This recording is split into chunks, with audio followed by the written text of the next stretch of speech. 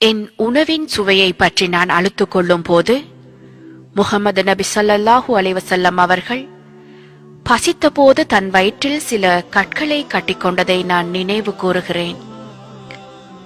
எனக்கு எவ்வளவு குறைந்த ஆடைகள் என்று நான் அழுத்துக் கொள்ளும் போது முஹம்மது நபி ஸல்லல்லாஹு அலைஹி வஸல்லம் அவர்கள் தங்கள் வாழ்க்கையில் 2 ஆடைகள் மட்டுமே வைத்திருந்ததை நான் நினைவு கூறுகிறேன்.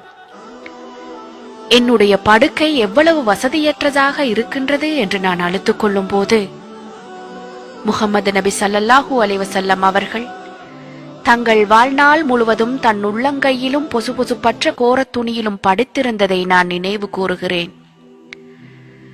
மற்றவர்களுக்கு பகிர்ந்து கொடுக்க எனக்கு மனம் வராத போது முஹம்மது நபி ஸல்லல்லாஹு அலைஹி வஸல்லம் அவர்கள் தங்களிடமுள்ள அனைத்தையும் மற்றவர்களுக்கென கொடுத்துவிட்டு தனக்கென எதையும் வைத்துக் கொள்ளாமல் இருந்ததை நான் நினைவு கூறுகிறேன்.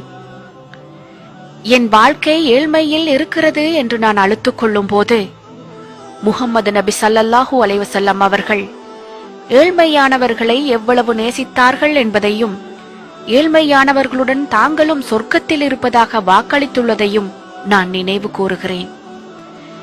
என்னை புண்படுத்தியவர்களை நினைத்து நான் வருத்தப்படும் போது முஹம்மது நபி ஸல்லல்லாஹு அலைஹி வஸல்லம் அவர்கள் தங்களை புண்படுத்தியவர்கள் மீதும் கருணையை காட்டியதை நான் நினைவு கூறுகிறேன்.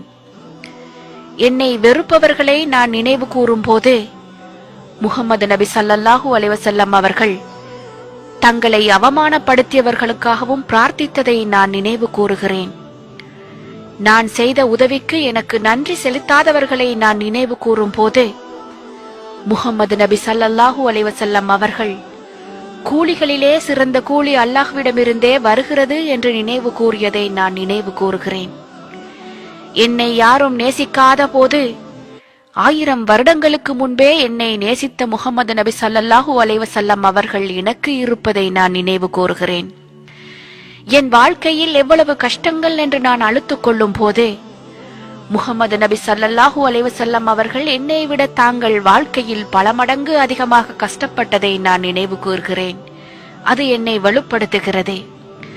முஹம்மது நபி ஸல்லல்லாஹு அலைஹி வஸல்லம் அவர்களை விட நம் வாழ்க்கையில் ஒரு சிறந்த எடுத்துக்காட்டு வழிகாட்டி இருக்க முடியாது.